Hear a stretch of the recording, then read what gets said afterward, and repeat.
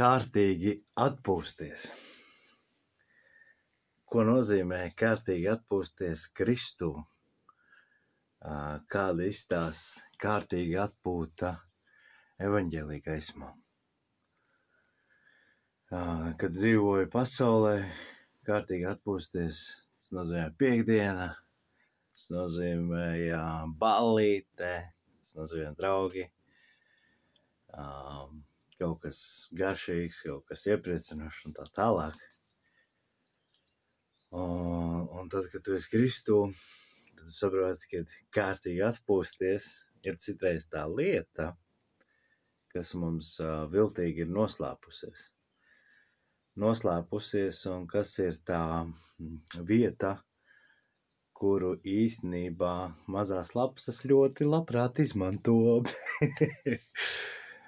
Jo, ja mēs pastamies tāds Dāvids, baigais cīnītājs un viss notiek, un kur viņš krīt, kur viņš ritīgi krīt, viņš krīt savā atpūtā, aiz neko darīt.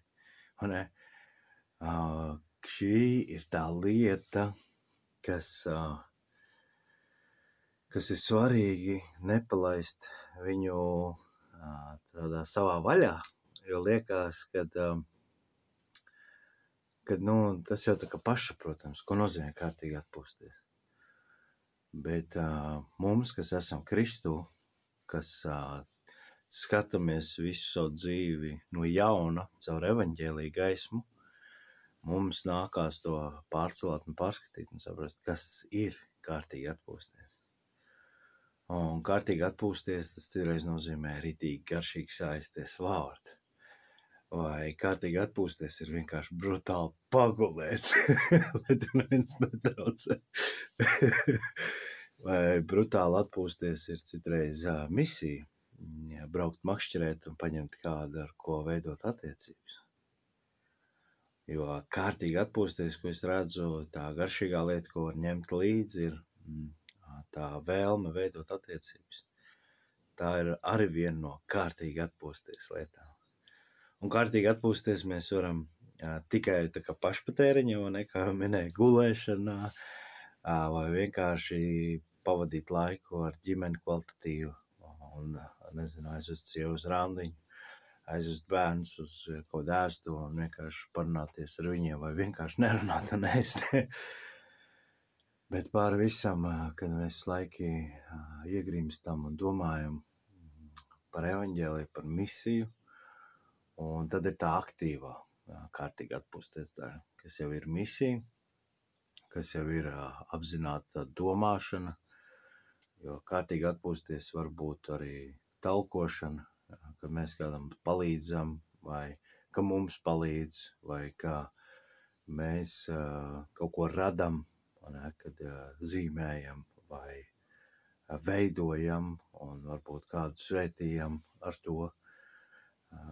Tā kā tas baigi mainās, kad tu esi Kristū, ko nozīmē kārtīgi atpūsties. Un mums ir tiesības kārtīgi atpūsties, jo mums ir sabats, ko Kristus mums nes, kas nozīmē, kad mēs esam mierā ar kādām lietām. Mēs ļaujamies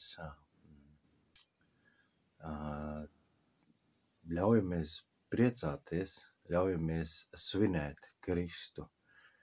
Un, kad tā īstenībā katru nedēļu ir kāda izvēlēta diena, vai sabats, vai svētdiena, vai kādam pirmdiena, tas varbūt nav tik varbūt kritiski, jo tad tur var diskusijas aizsākties, bet pāri visam, kad mums ir tā viena diena, kuru mēs svinam, kuru mēs ļaujamies kārtīgi atpūsties, kārtīgi lasīt vārdu, kārtīgi, labu vārdu katru dienu vajag lasīt, kārtīgi, vienkārši tad var specifiskāk varbūt kaut kādas lietiņas garšīgās tikai saist, es nezinu, kad salmanu pakačāties, neņemt varbūt lielos kaut kādas tematikas un tā, es nezinu, katram tas noteikti savs, bet, dienas beigās, kad tas ir tas, kad mainās šie paterni, šīs lietas, un tā es nebiju tā pamanījis, cik kritiski īstenībā, jo Esot pie brāļa runājot, viņš pat bija uz vienu semināru, kur šī bija viena no galvenajām tēmām, jo es nonācu tajā dzīvē, situācijā, kad es saprotu, cik svarīgi, kad vīriem, ticīgajiem, sievām, vīriem, visiem, kad ir vajadzīgi tie tādas veselīgas autoritātes, tādi formāli līderi, neformāli līderi, visu veidu tādā virsvadība savā ziņā, nevis kas ir bosa stājā, bet tie, kas palīdz, tā kā draudze, viņi sagatavo svētos kalpošanas darbam. Tas nenozīmē, viņi ražo svētos, bet viņi palīdz, viņi rada vidi, iespējas, izaicinājumus, instrumentus un tā tālāk, lai to veicinātu. Un es redzu, ka tādu mentoru, garīgu līderu un tā tālāk, tas uzdevums ir tieši tāds, kad līdzēt mums vēl stiprāk pieķerties Kristumu, līdzēt noturēties pie Kristus, un viss tās lietas. Un šī lieta, neatkarīgi no tā, kas redz mums palīdz, tā kā stimulē un tā tālāk, bet vēl svarīgāk nezaudēt to stāvokli. Un tā zaudēšana, izrādās, ir caur šo tādu it kā netika kritiski redzamo lietu, bet atpūta. Un šeit es tā nebija to piefiksējis, cik svarīgi, ka mēs mācamies no jauna kārtīgi atpūsties un atpūsties to kopā ar Kristu un evaņģēlī gaismā. Tas tāds diezgan tādā liela tēma, bet ir ļoti, man liekas, veselīgi tev padomāt, vai tā mana kārtīga atpūšanās šodien tiešām ir tāda vērtīga, vai viņa ir tāda, kas ved uz attīstību, ved uz iepriecu vai restartu vai kādām lietām, vai kā ir ar tevi, vai ne?